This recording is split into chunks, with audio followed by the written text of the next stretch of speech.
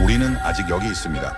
2026년 4월 중동 사태로 인해 호르무즈 해협은 여전히 봉쇄된 상태입니다. 더욱 걱정인 건 우리나라 선원들이 여전히 호르무즈 해협에 갇혀 있다는 사실이었죠. 26척의 배가 고립되었고 173명의 선원들이 여전히 그곳에 있습니다. 지금 가장 필요한 건 여러분의 관심입니다. 선원들은 무사히 빠져나올 수 있을까요? 지금부터 그 전말을 공개합니다. 저는 박재현입니다. 23, 목포 해양대 3학년. 항해사를 꿈꾸며 생애 처음으로 진짜 바다 위에 올라선 날부터 이 이야기는 시작됩니다. 2026년 2월, 저는 실습 승선을 위해 HMM 소속 화물선 한라호에 올랐습니다. 부산항을 떠나 싱가포르를 거쳐 페르시아만으로 향하는 항로였죠. 짐을 풀고 선실 창문을 열었을 때 거대한 바다가 눈앞에 펼쳐졌습니다. 교실에서 해도를 들여다보며 상상하던 그 바다가 아니라 진짜 살아있는 바다였습니다. 발밑에서 엔진 진동이 올라오고 짭조름한 바람이 얼굴을 스쳤습니다. 그 순간 가슴 어딘가가 꽉 차는 느낌이었죠. 설레움인지 긴장인지 구분이 안 될 만큼. 승선 첫날부터 실습 일정은 빡빡했습니다. 선임 항해사 지도 아래 당직 근무 방식을 익히고 항법 장비 조작을 배우고 선박 안전 절차를 외웠습니다. 몸은 고됐지만 하루하루가 새로웠습니다. 학교에서 이론으로만 배우던 것들이 손끝으로 느껴지는 순간순간이 그렇게 짜릿할 수가 없었죠. 새벽 4시 당직 근무를 마치고 나서 저는 항해 일지를 펼치는 게 습관이 됐습니다. 오늘의 선박 위치, 기상 상태, 풍향과 풍속. 아직 서툰 손으로 또박또박 써내려가다 보면 어느새 동이 트곤 했습니다. 그날도 일지를 다 쓰고 나서 갑판 난간에 기댔습니다. 페르시아만의 새벽은 생각보다 따뜻했고 하늘엔 별이 가득 박혀 있었습니다. 수평선이 어디서 끝나는지 알 수 없을 만큼 짙고 넓은 밤바다. 저는 그 풍경을 한참 바라보다가 어머니한테 카톡을 보냈습니다. 엄마, 나 지금 바다 진짜 예뻐. 잘 지내고 있어. 새벽 4시였는데도 답장이 왔습니다. 밥은 먹었어? 춥지는 않고. 저는 피식 웃으면서 핸드폰을 주머니에 넣었습니다. 동기 실습생 이준호도 이미 귀국한 다른 동기들이 부러울 법도 한데 씩씩하게 버티고 있었습니다. 저희 둘은 서로 모르는 척하면서도 새벽 당직이 겹치면 은근히 의지가 됐죠. 말없이 나란히 서서 바다를 바라보는 것만으로도 충분했습니다. 그때의 저는 그저 설렜습니다. 이 바다가, 이 고요함이, 이 일상이 그대로 이어질 거라 믿었습니다. 며칠 뒤 이 바다가 전쟁터로 변할 거라는 건 꿈에도 몰랐습니다. 페르시아만의 별빛은 그날 밤 유독 선명하게 빛났고 한라호는 조용히 어둠을 가르며 앞으로 나아가고 있었습니다. 승선 사흘째 되던 날이었습니다. 갑판장 오영식 씨를 처음 제대로 마주친 건 그날 오후였죠. 62의 나이에 40년 가까이 바다를 누빈 분이었는데 첫인상이 참 묵직했습니다. 말수가 적고 표정이 거의 없어서 처음엔 어렵게만 느껴졌습니다. 실습생한테는 눈길도 안 줄 것 같은 분이었죠. 그날 저는 사소한 실수를 했습니다. 당직 근무 중에 계기판 수치를 잘못 읽고 보고를 올렸는데 선임 항해사한테 조용히 지적을 받았습니다. 크게 혼난 건 아니었지만 얼굴이 화끈 달아올랐습니다. 자존심이 상하는 건지 부끄러운 건지 모를 감정이 뒤섞여서 갑판 구석에 서서 바다만 멍하니 바라보고 있었죠. 그때 오 갑판장이 옆으로 다가왔습니다. 담배 한 개비를 입에 물고 난간에 기대더니 한참 뒤에 툭 내뱉듯이 말했습니다. 바다는 내가 준비됐다고 생각할 때 시험을 걸어와. 저는 뭐라고 대답해야 할지 몰라서 그냥 고개만 끄덕였습니다. 오 갑판장은 더 이상 아무 말도 없이 담배 연기를 길게 내뿜고는 자리를 떠났습니다. 짧은 한마디였는데 이상하게 오래 머릿속에 맴돌았습니다. 준비됐다고 생각할 때.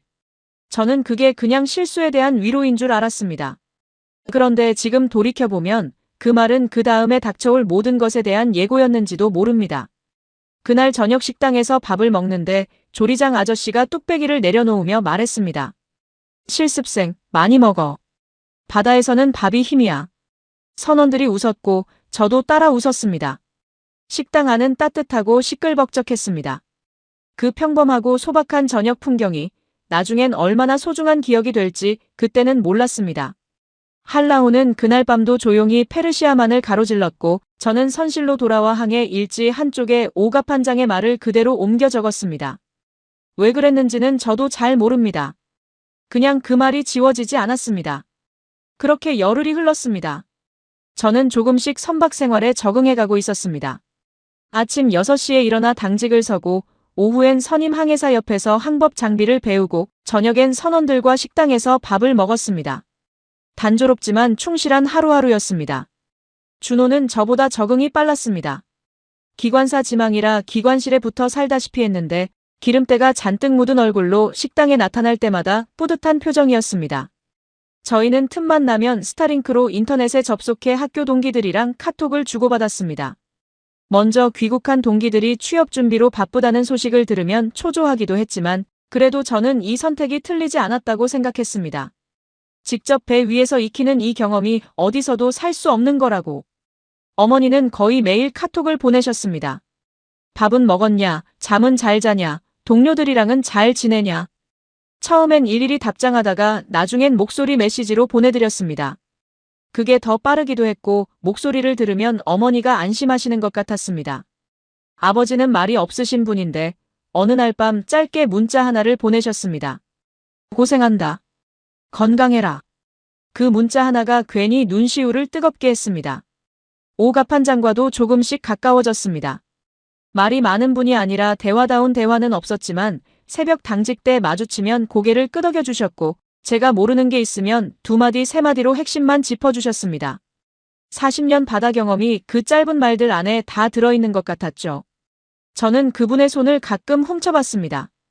거칠고 두꺼운 손이었는데 그 손으로 수십 년 동안 이 바다를 잡아온 거라고 생각하면 왠지 마음이 든든했습니다. 2026년 2월 말 중동 뉴스가 심상치 않다는 걸 선원들 사이에서 슬슬 이야기가 나오기 시작했습니다. 미국과 이스라엘이 이란을 공습했다는 소식이 들려왔고 선내 분위기가 묘하게 긴장되기 시작했습니다. 하지만 저는 솔직히 실감이 나지 않았습니다. 뉴스는 어디서나 나오는 거고 설마 우리 배까지 영향이 오겠어 하고 가볍게 넘겼습니다. 페르시아만은 여전히 잔잔했고 한라호는 묵묵히 항로를 따라 나아가고 있었습니다. 그 고요함이 폭풍 전의 고요라는 걸 저는 아직 몰랐습니다. 2026년 2월 28일 새벽이었습니다. 저는 새벽 2시 당직을 막 시작하려던 참이었습니다. 항해 일지를 펼쳐 날짜를 적는데 선내 스피커에서 갑자기 잡음이 섞인 방송이 흘러나왔습니다. 처음엔 무슨 말인지 알아듣지 못했습니다. 아랍어와 페르시아어가 뒤섞인 것 같았고 그 뒤에 영어가 이어졌습니다. 호르무즈 해협 통과를 금지한다. 통과를 시도하는 선박은 공격 대상이 된다. 이란 혁명수비대의 방송이었습니다. 순간 조타실이 얼어붙었습니다. 선임 항해사가 표정 하나 변하지 않고 즉시 선장에게 연락을 취했고 저는 그 자리에 서서 방금 들은 말을 머릿속에서 되새기고 있었습니다. 공격 대상. 그 단어가 유독 크게 들렸습니다. 10분도 안 돼서 전 선원 소집 방송이 울렸습니다. 식당에 모인 선원들의 얼굴은 저마다 달랐습니다. 굳은 표정으로 팔짱을 낀 사람, 핸드폰을 들여다보며 뉴스를 확인하는 사람, 아무 말 없이 천장을 바라보는 사람. 준호는 제 옆에 앉아서 낮게 물었습니다. 야, 이거 진짜야? 저는 대답을 못했습니다. 선장이 앞에 서서 차분하게 상황을 설명했습니다. 이란 혁명수비대가 호르무즈 해협을 봉쇄했고 현재 한라호는 페르시아만 안쪽에 위치해 있으며 당장 해협을 통과하는 건 불가능한 상황이라고. 가장 공격 위험이 낮은 해역으로 이동해 정박하면서 상황을 지켜볼 것이라고 했습니다. 목소리는 흔들리지 않았지만 선장의 눈빛에서 심각함이 느껴졌습니다. 그 밤 저는 선실에 돌아와 어머니한테 카톡을 보냈습니다. 뭐라고 써야 할지 한참을 고민하다가 결국 짧게만 보냈습니다. 엄마, 나 괜찮아. 걱정 마. 보내놓고 나서 핸드폰을 내려다봤습니다. 괜찮다고 말했지만 손가락이 조금 떨렸습니다. 창문 밖, 페르시아만의 밤바다는 여전히 고요했습니다. 하지만 그 고요함이 더 이상 평화롭게 느껴지지 않았습니다. 어딘가 팽팽하게 당겨진 것 같은, 금방이라도 무언가 터질 것 같은 긴장감이 어둠 속에 가득 차 있었습니다. 그 다음 날 아침부터 현실이 하나씩 구체화됐습니다. 해양수산부에서 연락이 왔습니다. 실습생 신분인 저와 준호는 원한다면 하선할 권리가 있다고. 선사와 학교, 현지 공관이 협력해서 하선 절차를 지원해 줄 수 있다고 했습니다. 다만 한 가지 조건이 붙었습니다. 실습을 중도에 마치게 되면 향후 희망선사 취업에 불이익이 생길 수도 있다는 것이었습니다. 저는 그 말을 듣는 순간 머릿속이 복잡해졌습니다. 어머니는 이미 아셨는지 카톡이 쏟아졌습니다. 뉴스 봤다고 제발 나오라고, 취업은 나중에 생각하면 된다고. 아버지도 이번엔 길게 문자를 보내셨습니다. 아들, 거기 있을 필요 없다. 지금 나와라. 아버지가 그렇게 긴 문자를 보내신 건 처음이었습니다. 저는 그 문자를 몇 번이나 다시 읽었습니다. 준호는 먼저 마음을 정한 것 같았습니다. 식사 시간에 조용히 말했습니다. 재현아, 나 내리려고. 부모님이 너무 걱정하셔서. 저는 고개를 끄덕였지만 속으로는 흔들렸습니다. 준호가 틀린 게 아니었습니다. 오히려 현명한 판단이었죠. 그런데 이상하게 저는 발이 떨어지지 않았습니다. 열흘 동안 입에 위에서 배운 것들, 오갑판장의 그 말, 새벽마다 써내려간 항해 일지. 여기서 내리면 그게 다 끊기는 것 같은 느낌이었습니다. 오갑판장은 그날 저녁 제가 혼자 갑판 구석에 서 있는 걸 보고 다가왔습니다. 아무 말 없이 옆에 서서 바다를 바라봤습니다. 한참 뒤에 제가 먼저 물었습니다. 갑판장님은 무섭지 않으세요? 잠깐 침묵이 흘렀습니다. 오갑판장은 어둠 속 수평선을 바라보며 낮게 말했습니다. 무서우면 무섭다고 해. 참는 게 용기가 아니야. 그 말이 가슴 어딘가에 꽂혔습니다. 저는 무섭다고 말하지 못하고 있었던 겁니다. 스스로한테도. 그날 밤 저는 항해 일지를 펼쳐놓고 1시간 넘게 아무것도 쓰지 못한 채 앉아 있었습니다. 내려야 하나, 남아야 하나. 페르시아만의 밤은 길었고 답은 쉽게 오지 않았습니다. 창밖 저 어딘가에 이란 혁명수비대의 선박이 있다고 생각하니 그 고요한 바다가 다시 한번 다르게 보였습니다. 날이 밝았습니다. 준호는 짐을 쌌습니다. 많지 않은 짐이었는데도 시간이 꽤 걸렸습니다. 저는 선실문 앞에 서서 그 모습을 바라봤습니다. 준호가 배낭 지퍼를 닫으면서 말했습니다. 재현아, 너도 같이 가자. 진짜로. 저는 잠깐 눈을 감았습니다. 어젯밤 내내 고민했던 그 시간이 다시 머릿속을 스쳐갔습니다. 부모님 문자, 오갑판장의 말, 항해 일지의 빈 페이지들. 그리고 저는 입을 열었습니다. 나 남을게. 준호가 멈췄습니다. 한참 저를 바라보더니 피식 웃었습니다. 미친놈. 욕인지 칭찬인지 모를 그 한마디가 오히려 마음을 가볍게 했습니다. 저희는 주먹을 맞부딪혔고 준호는 짐을 들고 선실을 나갔습니다. 복도에서 멀어지는 발소리를 들으며 저는 문에 기댔습니다. 가슴 한켠이 묵직했습니다. 홀가분하다기보다는 뭔가를 혼자 껴안기로 한 사람의 무게감 같은 것이었습니다. 현지 공관의 도움으로 준호를 포함한 실습생 2명이 하선 절차를 밟았습니다. 통선이 한라호 옆에 붙었고 준호가 사다리를 타고 내려가는 걸 갑판 위에서 지켜봤습니다. 작아지는 준호의 뒷모습을 보면서 저는 난간을 꽉 잡았습니다. 그게 맞는 선택이었는지 그때도 확신은 없었습니다. 다만 한 가지는 분명했습니다. 이제 이 배에서 저는 혼자였고 어떤 선택이든 스스로 감당해야 한다는 것이었죠. 오갑판장이 뒤에서 다가왔습니다. 아무 말 없이 잠깐 바다를 바라보다가 툭 말했습니다. 나 맞네. 네. 잘했어. 딱 3글자였습니다. 그런데 그 3글자가 그날 제가 들은 말 중에 가장 힘이 됐습니다. 저는 선실로 돌아와 항해 일지를 펼쳤습니다. 그리고 처음으로 날짜 옆에 작은 표시를 하나 그었습니다. 고립 첫째 날. 이제부터 저는 이 바다 위에서 버텨야 했습니다. 오갑판장 오영식 씨는 말이 없는 사람이었습니다. 하지만 고립이 길어지면서 저는 그분과 조금씩 더 많은 시간을 보내게 됐습니다. 새벽 당직이 겹치는 날이면 저희는 조타실에서 나란히 바다를 바라봤습니다. 긴 침묵이 이어지다가 오갑판장이 가끔 짧게 말을 꺼냈습니다. 처음 승선했던 배 이야기, 25세 인도양에서 겪은 태풍 이야기, 아내가 싸준 고추장 한 통을 아껴 먹으며 항해하던 이야기. 말하는 중간중간 바다를 바라보는 눈빛이 멀리 있었습니다. 마치 그 시절의 파도가 지금도 눈앞에 보이는 것처럼. 어느 날 제가 물었습니다. 갑판장님, 40년 동안 바다 타면서 제일 무서웠던 때가 언제예요? 오 갑판장은 한참을 대답하지 않았습니다. 담배 한 개비를 입에 물고 불을 붙이더니 연기를 천천히 내뿜고 나서야 말했습니다. 무서운 건 파도가 아니야. 언제 끝날지 모른다는 게 무서운 거지. 그 말이 지금 상황을 정확하게 짚은 것 같아서 저는 아무 말도 못했습니다. 호르무즈 봉쇄가 언제 풀릴지 아무도 몰랐습니다. 뉴스를 봐도 답이 없었고 정부 발표도 지켜보겠다는 말뿐이었습니다. 그 불확실함이 밥을 먹을 때도 잠을 자려고 누울 때도 항해 일지를 쓸 때도 머릿속에서 떠나지 않았습니다. 오갑판장은 그런 저를 이따금 조용히 살폈습니다. 직접 괜찮냐고 묻는 법은 없었습니다. 대신 당직이 끝나고 식당에 가면 국 한 그릇을 더 떠서 슬쩍 제 앞에 밀어놓는다든가 제가 기계 조작을 틀리게 하면 혼내는 대신 말없이 손을 잡아 올바른 방향으로 이끌어주는 식이었습니다.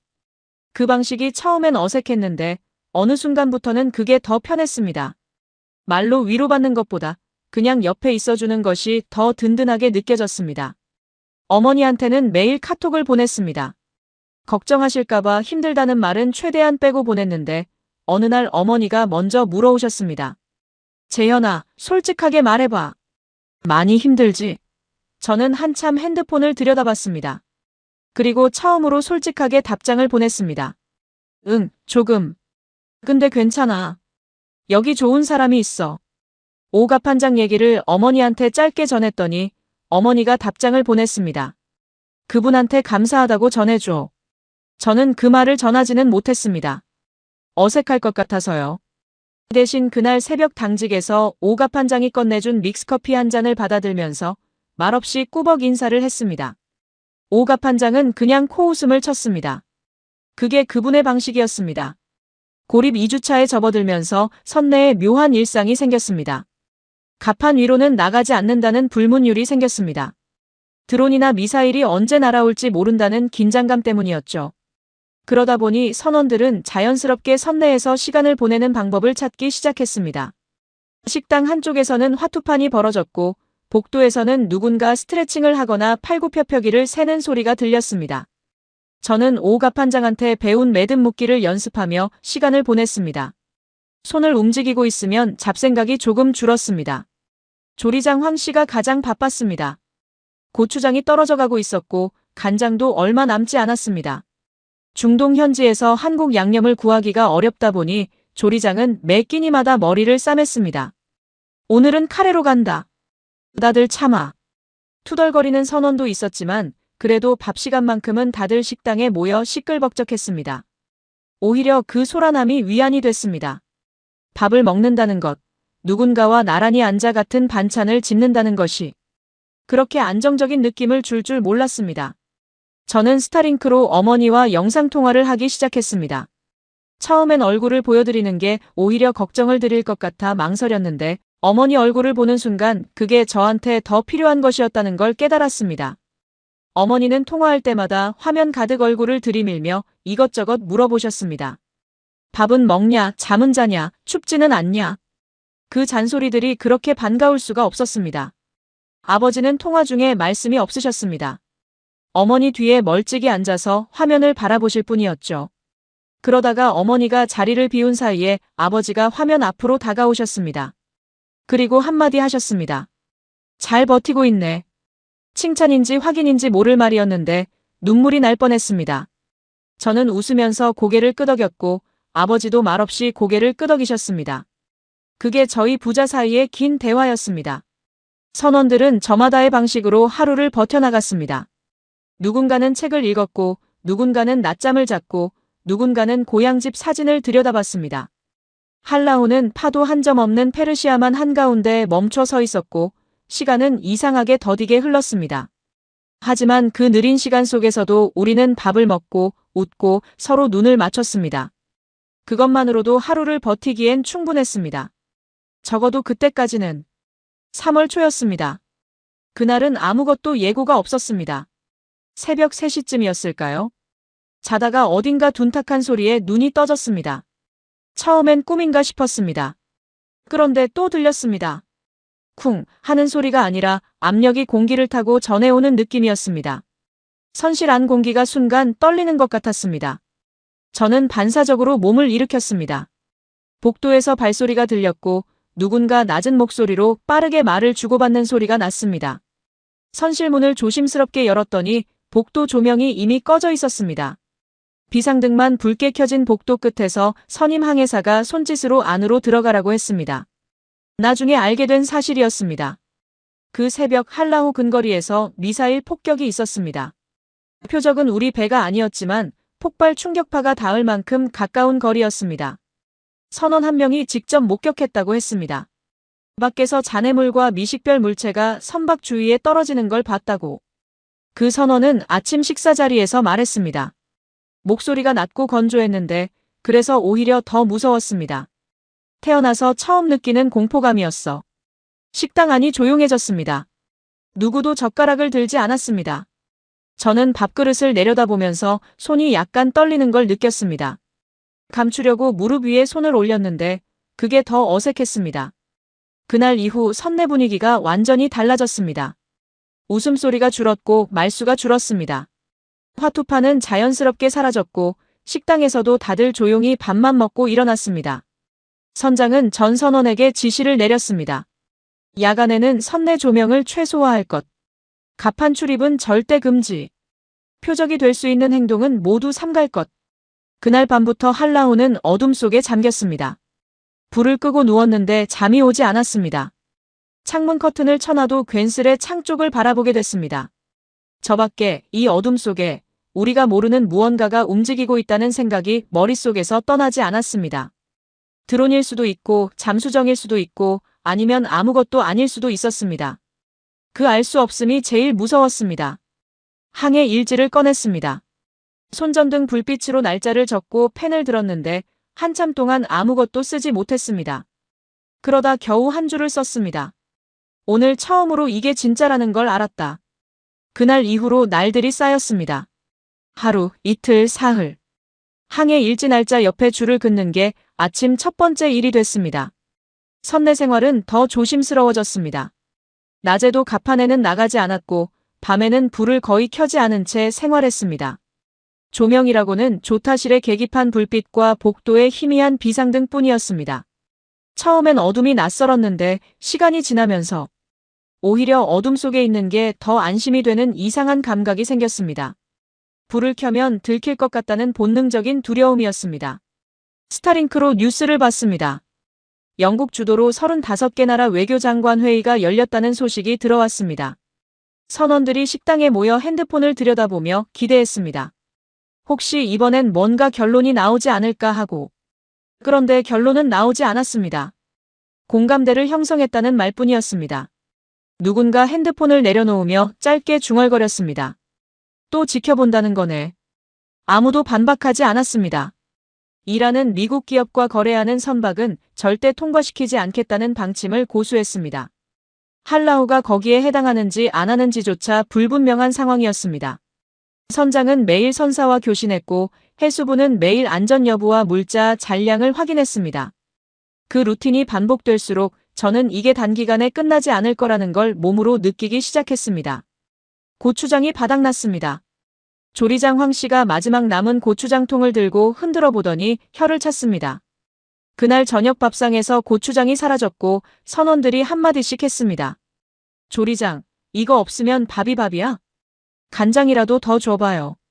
황 조리장은 퉁명스럽게 대꾸했습니다. 간장도 아껴요. 다드. 웃음이 나오면서도 씁쓸했습니다.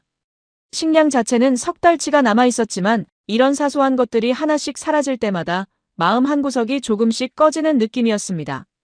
저는 어머니 영상통화에서 고추장 얘기를 꺼냈다가 후회했습니다. 어머니가 당장이라도 보내주실 것처럼 어떻게 보낼 방법이 없냐고 하셔서 저는 괜찮다고 웃어넘겼지만 통화를 끊고 나서 오래 멍하니 앉아 있었습니다. 오갑판장은 그 즈음 들어 당직이 끝나도 선실로 바로 들어가지 않고 조타실 의자에 앉아있는 시간이 길어졌습니다. 어느 날 제가 물었습니다. 갑판장님, 잠 안 주무세요? 오갑판장은 창밖 어둠을 바라보며 말했습니다. 40년 동안 이런 건 처음이야. 그 말이 저한테는 위로가 아니었습니다. 40년 바다를 누빈 사람도 처음이라고 하는 상황 속에 저는 있었습니다. 항해 일지에 줄을 그으며 날짜를 셌습니다. 고립 25째 날. 수평선은 여전히 아무것도 말해주지 않았고 페르시아만의 밤은 오늘도 깊고 조용했습니다. 고립 한 달이 지났습니다. 항해 일지 날짜 옆에 그어놓은 줄이 30개를 넘었습니다. 저는 그 줄들을 손가락으로 천천히 짚어보다가 일지를 덮었습니다. 한 달이라는 시간이 이렇게 무겁게 느껴진 적이 없었습니다. 스타링크로 뉴스를 확인하는 게 점점 두려워졌습니다. 볼 때마다 기대를 했고 볼 때마다 실망을 했습니다. 미국과 이란 사이의 협상은 교착 상태였고 영국 주도 외교장관 회의는 성명서 하나를 내는데 그쳤습니다. 이란은 입장을 바꾸지 않았고 호르무즈 해협은 여전히 막혀 있었습니다. 페르시아만 안쪽에는 우리 배 말고도 국제 선박 1100여 척이 함께 갇혀 있다는 소식도 들어왔습니다. 그 숫자가 오히려 이상한 위안이 됐다가 금방 다시 무력함으로 바뀌었습니다. 선원들 사이에서도 말수가 더 줄었습니다. 초반에는 식당에서 이런저런 이야기꽃을 피웠는데 한 달이 지나면서는 밥을 먹는 동안 텔레비전 소리만 흘렀습니다. 누군가 뉴스 채널을 틀어놓으면 다들 힐끗 보다가 시선을 내려버렸습니다. 좋은 소식이 나올 리 없다는 걸 다들 알고 있었습니다. 저는 어느 날 밤 혼자 누워서 처음으로 진지하게 생각했습니다. 내가 여기서 나갈 수 있을까? 막연하게 버티면 된다고 생각했는데 한 달이 지나도 출구가 보이지 않으니 그 막연함이 흔들리기 시작했습니다. 항해사가 되고 싶어서 이 배에 올랐고 그 꿈을 위해 남겠다고 결심했는데 지금 이 상황이 그 꿈과 대체 무슨 관련이 있는 건지 모르겠다는 생각이 들었습니다. 스타링크로 동기들 단체 카톡방을 열어봤습니다. 먼저 귀국한 준호가 올려놓은 사진이 있었습니다. 목포 어딘가에서 찍은 사진이었는데 배경이 평범한 거리였습니다. 가게 간판, 지나가는 사람들, 흐린 하늘. 그냥 평범한 한국의 봄거리였는데 그게 그렇게 멀게 느껴질 수가 없었습니다. 저는 카톡방을 닫고 핸드폰을 베개 옆에 뒤집어 놓았습니다. 그날따라 조수기 소리가 유독 크게 들렸습니다. 선박 아래쪽에서 바닷물을 끌어올려 담수로 만드는 그 기계 소리. 규칙적이고 단조로운 그 소리가 평소엔 배경음처럼 들렸는데 그날 밤은 유독 또렷하게 귀에 박혔습니다. 저는 천장을 바라보며 그 소리를 들었습니다. 이 바다 위에서 우리가 버티는 건 결국 이런 것들 덕분이라는 생각이 들었습니다. 기계 하나, 보급선 하나, 스타링크 신호 하나. 그 가느다란 것들의 의지에 하루하루를 이어가고 있는 겁니다. 그 사실이 안도가 아니라 두려움으로 느껴지는 밤이었습니다. 고립 33째 날 새벽이었습니다. 당직이 없는 날이었는데 잠이 오지 않아 복도를 걷다가 조타실 불빛이 새어나오는 걸 봤습니다. 문을 살며시 열었더니 오갑판장이 혼자 의자에 앉아 있었습니다. 창밖은 완전한 어둠이었고 계기판 불빛만이 그분의 얼굴을 희미하게 비추고 있었습니다. 못 자요? 오갑판장이 돌아보며 고개를 끄덕였습니다. 저는 옆 의자를 당겨 앉았습니다. 한동안 아무 말도 없었습니다. 조수기 소리와 환기팬 소리만 낮게 깔렸습니다. 한참 뒤에 오갑판장이 먼저 말을 꺼냈습니다. 나도 40년 만에 이런 건 처음이야. 파도는 피하면 되고 태풍은 돌아가면 되는데 이건 피할 데가 없어. 저는 그 말을 들으며 목이 조금 조여드는 느낌이었습니다. 40년 경력의 갑판장도 답을 모르는 상황. 그 솔직함이 오히려 이상하게 위로가 됐습니다. 모르는 걸 모른다고 하는 사람 옆에 있으면 적어도 혼자 모르는 게 아니라는 느낌이 드니까요. 저는 핸드폰을 꺼내 어머니 카톡을 열었습니다. 오늘 낮에 보내신 메시지가 읽지 않은 채로 있었습니다. 재현아, 집에 내 방 그대로 뒀어. 빨리 와. 그 짧은 문장을 읽는데 눈물이 차올랐습니다. 참으려고 입술을 깨물었는데 소용이 없었습니다. 고개를 숙이고 눈을 감았더니 눈물이 뚝 떨어졌습니다. 어머니 방 얘기가 아니라 그 뒤에 숨어있는 말이 들렸습니다. 기다리고 있다는 말. 아직 포기 안 했다는 말. 오갑판장은 제가 우는 걸 봤을 겁니다. 하지만 아무 말도 하지 않았습니다. 대신 자리에서 일어나 구석 캐비닛에서 믹스커피 2봉지를 꺼냈습니다. 종이컵에 뜨거운 물을 따라 하나를 제 앞에 밀어놓고 자기 것을 들고 다시 앉았습니다. 그게 전부였습니다. 저는 커피를 두 손으로 감쌌습니다. 따뜻했습니다. 조타실 창밖에는 아무것도 보이지 않았습니다. 칠흑 같은 페르시아만의 새벽, 불 하나 없이 어둠 속에 잠긴 한라옥. 그 어둠 한가운데서 저와 오갑판장은 종이컵을 들고 나란히 앉아 있었습니다. 한참 뒤에 제가 말했습니다. 갑판장님, 저 겁납니다. 솔직히 오 갑판장이 커피를 한 모금 마시고 말했습니다. 알아. 근데 말했잖아. 무서우면 무섭다고 하면 돼. 저는 고개를 끄덕였습니다. 눈물이 또 나올 것 같아서 커피를 한 모금 마셨습니다. 쓰고 달고 뜨거웠습니다. 조수기 소리가 규칙적으로 돌아가고 있었습니다. 저 기계가 오늘도 바닷물을 끌어올려 우리가 마실 물을 만들고 있었습니다. 이 배가 살아있다는 신호였습니다. 그 소리를 들으며 저는 생각했습니다. 아직은 버틸 수 있다고. 고립 35째 날 오전이었습니다. 선장이 선내방송을 통해 전 선원을 식당으로 불렀습니다. 평소와 다른 톤이었습니다. 다들 조용히 자리를 잡고 앉았습니다. 저는 오 갑판장 옆에 앉으며 눈빛으로 무슨 일이냐고 물었는데 오 갑판장도 고개를 가로저었습니다. 선장이 앞에 서서 말을 꺼냈습니다. 해수부에서 연락이 왔습니다. 실습생 신분 선언에 대해 우선 하선 지원을 결정했습니다. 선사 학교 현지 공관이 협력해서 하선 절차를 진행하고 하선 이후에도 같은 선사 다른 선박에 재승선할 기회를 보장해주기로 했습니다. 식당 안이 잠깐 술렁였습니다. 선원들이 저를 돌아봤습니다. 저는 멍하니 선장을 바라봤습니다. 나가도 된다고. 불이익 없이. 그 말이 머릿속에서 천천히 자리를 잡았습니다. 35날 동안 버텨온 시간이 한꺼번에 떠올랐습니다. 준호가 내리던 날, 처음으로 미사일 폭격 소리를 들은 밤, 불을 끄고 어둠 속에서 누웠던 수많은 밤들. 그리고 오갑판장과 마주 앉아 마셨던 새벽의 믹스커피. 선장이 덧붙였습니다. 본인 의사에 따라 결정하면 됩니다. 강요는 없습니다. 저는 오갑판장을 봤습니다. 오갑판장은 정면을 바라보고 있었습니다. 표정이 없었지만 그 무표정이 오히려 말하는 것 같았습니다. 내가 결정해 라고. 저는 그날 오후 선장실을 찾아갔습니다. 하선하겠다고 말했습니다. 목소리가 흔들리지 않았습니다. 선장이 고개를 끄덕이며 말했습니다. 고생 많았어요. 선실로 돌아와 짐을 쌌습니다. 많지 않은 짐이었는데 손이 자꾸 느려졌습니다.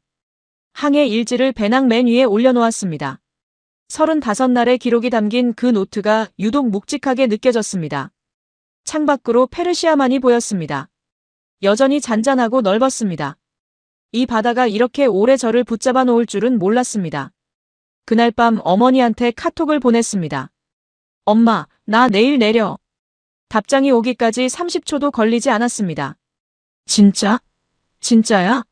저는 웃으면서 답장을 보냈습니다. 응. 진짜야. 하선 당일 아침이었습니다. 짐을 들고 갑판으로 나가는 길에 선원들과 한 명씩 악수를 나눴습니다. 황 조리장이 제 손을 잡으며 말했습니다. 잘 가요, 실습생. 나중에 항해사 되면 우리 배 타러 와요. 저는 웃으며 고개를 끄덕였습니다. 눈시울이 뜨거워졌지만 참았습니다. 복도를 걸어 갑판으로 나오는데 오갑판장이 난간 앞에 서 있었습니다. 짐 없이 두 손을 모은 채 그냥 거기 서 있었습니다. 저는 그 앞에 섰습니다. 뭔가 말을 해야 할 것 같았는데 정작 무슨 말을 해야 할지 몰랐습니다. 감사하다는 말이 너무 가볍게 느껴졌고 다른 말은 너무 길 것 같았습니다. 저는 그냥 꾸벅 허리를 숙였습니다. 오갑판장이 손을 내밀었습니다. 저는 그 손을 잡았습니다. 거칠고 두꺼운 손이었습니다. 40년 바다를 잡아온 손. 오갑판장이 짧게 말했습니다. 잘 가라. 좋은 항해사 되라. 저는 고개를 끄덕였습니다. 목이 메어서 아무 말도 나오지 않았습니다. 오갑판장은 손을 놓고 돌아섰습니다. 저는 그 뒷모습을 잠깐 바라봤습니다. 넓은 어깨, 느린 걸음, 흰 머리카락. 저분은 아직 여기 남아야 합니다. 마지막 한 명이 내릴 때까지. 통선이 한라우 옆에 붙었습니다. 저는 사다리를 타고 내려갔습니다. 발이 통선 바닥에 닿는 순간 한라우가 위에서 크게 느껴졌습니다. 올려다보니 갑판 위에 서 있는 선원들의 얼굴이 보였습니다. 손을 흔드는 사람, 그냥 바라보는 사람. 저도 손을 들었습니다. 오만 무스카트 공항까지 이동하는 동안 저는 창밖을 바라봤습니다. 저 멀리 페르시아만이 햇빛을 받아 반짝이고 있었습니다. 아름다웠습니다. 그 바다가 저를 35날 동안 붙잡아 놓으면서도 이렇게 아름다울 수 있다는 게 이상했습니다. 공항에서 귀국행 탑승권을 받아들었습니다. 손이 약간 떨렸습니다. 탑승구 앞에 앉아 핸드폰을 꺼내 어머니한테 문자를 보냈습니다. 엄마, 나 지금 공항이야. 곧 타. 어머니의 답장은 한 글자였습니다. 어서와. 저는 핸드폰을 쥔 채 웃었습니다. 비행기 창밖으로 활주로가 보였고 그 너머 수평선 어딘가에 페르시아만이 있었습니다. 저는 그쪽을 한번 바라봤습니다. 아직 그 바다 위에는 한라호가 있고 오가판장이 있고 황조리장이 있고 이름도 다 기억 못하는 수많은 선원들이 있었습니다. 173명. 그분들은 아직 거기 있었습니다. 비행기가 움직이기 시작했습니다. 인천공항에 내렸을 때 공기가 달랐습니다. 습하고 차가웠습니다. 4월 초의 한국 공기였습니다. 입국장 자동문이 열리는 순간 어머니가 보였습니다. 아버지도 옆에 계셨습니다. 어머니는 저를 보자마자 달려오셨고 아무 말 없이 꼭 안으셨습니다. 어머니 어깨가 떨렸습니다. 저는 그 등을 가만히 두드렸습니다. 울지 않으려고 했는데 결국 눈물이 났습니다. 아버지는 옆에서 조용히 서 계셨습니다. 어머니가 떨어지고 나서 아버지가 한 발 다가오셨습니다. 그리고 말없이 제 어깨를 한번 꽉 잡으셨다가 놓으셨습니다. 그게 전부였습니다. 그런데 그 한 번의 손길이 어떤 말보다 무거웠습니다. 목포로 내려오는 버스 안에서 저는 배낭에서 항해 일지를 꺼냈습니다. 표지가 약간 구겨져 있었습니다. 펼쳐보니 첫 페이지부터 마지막 페이지까지 35날의 기록이 가득 차 있었습니다. 날짜와 위치와 기상 상태.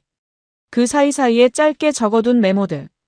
오가판장의 말들, 황조리장의 투덜거림, 어머니 카톡 내용을 그대로 옮겨 적은 문장들. 저는 마지막 빈 페이지를 펼쳤습니다. 그리고 천천히 한 줄을 썼습니다. 바다는 나를 시험했고 나는 버텼다. 펜을 내려놓고 창밖을 바라봤습니다. 고속도로 양옆으로 봄 들판이 펼쳐져 있었습니다. 연두색 새잎들이 바람에 흔들리고 있었습니다. 한국의 봄이었습니다. 페르시아만에서는 볼 수 없었던 풍경이었습니다. 그런데 자꾸 그 바다가 눈앞에 어른거렸습니다. 밤에 불을 끄고 어둠 속에 잠겼던 한라호. 조수기 소리. 믹스커피의 온기. 그리고 오가판장의 뒷모습. 저는 눈을 감았습니다. 그 바다 위에 아직 173명이 있었습니다. 오늘도 불을 끄고 갑판에 나가지 않고 뉴스를 보며 기다리고 있을 그분들. 저는 나왔지만 그 바다는 끝나지 않았습니다. 버스가 목포 시내로 접어들었습니다. 어머니가 옆에서 주무시다가 눈을 뜨시더니 말씀하셨습니다. 집에 가면 된장찌개 끓여놨어. 저는 피식 웃었습니다. 고추장은요? 어머니가 눈을 동그랗게 뜨셨습니다. 당연히 있지. 왜? 저는 그냥 웃었습니다. 고추장이 있는 밥상. 불을 마음껏 켜도 되는 집. 그게 이렇게 크게 느껴지는 날이 올 줄 몰랐습니다. 항해 일지를 배낭에 다시 넣으면서 생각했습니다. 언젠가 다시 바다로 나갈 것입니다. 항해사가 되어서 이번엔 제대로. 그때 이 일지를 다시 펼쳐볼 겁니다. 35날의 페르시아만이 그 어둠과 고요와 두려움이 저를 어떻게 만들었는지를 기억하기 위해서. 버스가 멈췄습니다. 목포였습니다. 안녕하세요. 해외 감동사연입니다. 오늘 이야기 어떠셨나요? 이 콘텐츠는 2026년 실제로 벌어지고 있는 사건을 바탕으로 제작한 뉴스픽션입니다. 사실과 허구를 명확히 구분해 말씀드리겠습니다. 확인된 사실. 2026년 2월 28일, 이란 혁명수비대가 호르무즈 해협 봉쇄를 선언했습니다. 미국, 이스라엘과 이란 간 군사적 충돌이 직접적인 원인이었습니다. 이후 페르시아만에는 한국 선박 26척, 한국인 선원 173명이 고립됐으며 그 가운데 한국해양대, 목포해양대 실습생 12명이 포함돼 있었습니다. 실제로 목포해양대 실습생 2명이 한 달 만에 귀국했다는 사실도 보도를 통해 확인됐습니다. 선내 상황 역시 실제 선원 증언을 바탕으로 했습니다. 밤에 표적이 될까봐 최소한의 불빛만 사용했던 것, 드론과 미사일 공격에 대한 공포로 갑판 출입을 삼간 것, 3월 초 근거리에서 미사일 폭격을 목격한 것, 고추장과 간장 같은 양념이 부족했던 것, 스타링크로 가족과 연락했던 것, 조수기로 바닷물을 정수의 생활용수로 사용한 것, 석 달치 식량을 보급받은 것 모두 실제 보도된 내용입니다. 영국 주도 35개국 외교장관 회의가 열렸다는 사실도 확인된 내용입니다. 허구로 만들어진 부분. 주인공 박재현, 갑판장 오영식, 조리장 황 씨는 모두 가상의 인물입니다. 한라호라는 선박 이름도 실제 선박이 아닙니다. 두 인물 사이의 대화, 영상통화 장면, 항해, 일지의 문장들, 공항과 귀국버스 장면은 모두 극적 허구입니다. 이 콘텐츠는 인공지능의 도움을 받아 제작됐습니다. 지금 이 순간에도 페르시아만 위에는 우리 선원들이 있습니다. 뉴스 한 줄로 지나치기 쉬운 숫자 173명 뒤에 오늘도 불을 끄고 가족을 그리워하며 버티는 사람들이 있습니다. 그분들의 안전한 귀환을 진심으로 바랍니다. 영상이 마음에 닿으셨다면 구독과 좋아요 부탁드립니다. 여러분의 응원이 다음 이야기를 만드는 힘이 됩니다. 감사합니다.